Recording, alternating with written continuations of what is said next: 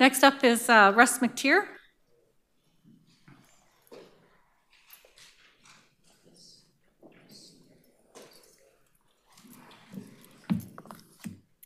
Thanks, Russ. Good evening, everyone. I'm here tonight to ask Council whose interest the new development is going to support. Because from both my online and in-community experiences, it's not our residents, and quite frankly, most feel like the fight has already been lost. Now, don't mind me, but being a lifetime resident from Caledonia, I'm going to fall back on my hometown as an example. Let's take a look back at 2019. In Caledonia, the Ward 3 council member, Dan Lawrence, defeated Craig Grice with something along the lines of, "You want a bridge? I'll get you a bridge." Well, where's that bridge now? There definitely isn't one at the end of McClung, and the one still standing in Caledonia is deteriorating with double the amount of traffic and half of the allowable gross weight carrying capacity. How do we know that these great new ideas and promises from both the council and Empire will ever happen in any proper fashion? For those of you that don't know my family or myself, I'm a small business owner from a third-generation family in Haldimand. If we take our population and double that by adding 40,000 more residents, including the new lots to come in York, for all those small business owners and truckers, myself included, we will have to expand or double everything in our business. Our drive times, our load times, our drivers, and our fuel.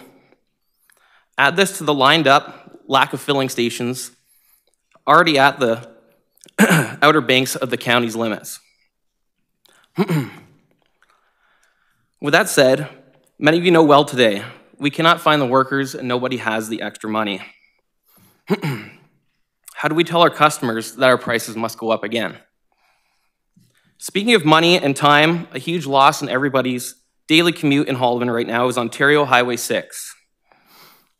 On January 30th, 2020, Mike Renzella from the Haldimand Press was quoted saying, "Highway 6 is one of the most dangerous stretches of roads during January 1st, 2018 to December 31st, 2019.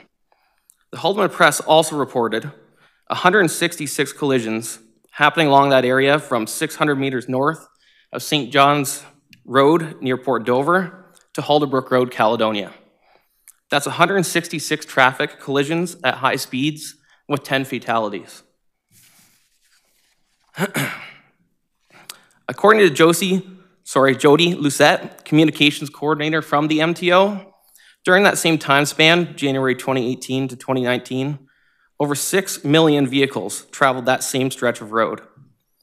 So would it not be accurate to say that if we add that same number of residents already in Haldimand County to the proposed Nanticoke site of 40,000, that this impact would not be seen on highway number 3 as it has been on number 6 in Caledonia?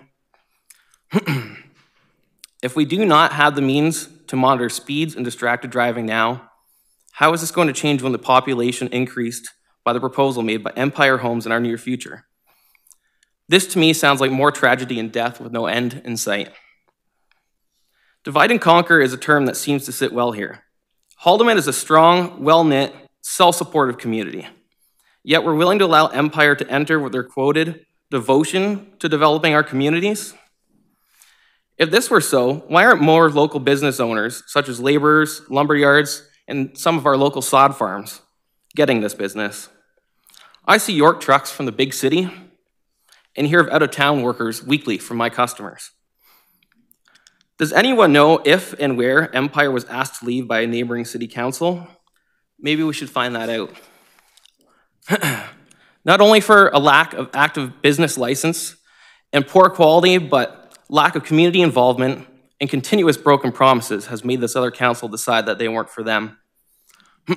Many others feel defeated within the community, but I do not. I will stand and fight for our people, and I hope the council is willing to do the same. Thank you. Thank you, Russ. Is there any questions for Russell? Councillor O'Neill. If you want to answer before I ask, that's fine. Yeah, here we go. Yeah. I actually do have another question, though. Yeah. Just like as you mentioned, if the population grows, your business is going to cost you twice as much to operate. Correct. Now- And unless we get the infrastructure and roads and the flow of traffic and people through this county a lot better, we're already seeing a gridlock both in Hagersville and Caledonia before 3 o'clock every day. And that's taking people to get from Caledonia, say they have to stop in town, over to the other side of Hagersville, almost an hour and a half some nights. Think about that in a business perspective. Even trucks running out to Stelco. That adds a lot of time. A lot of time is a lot of money, and time is something people don't have anything extra of these days.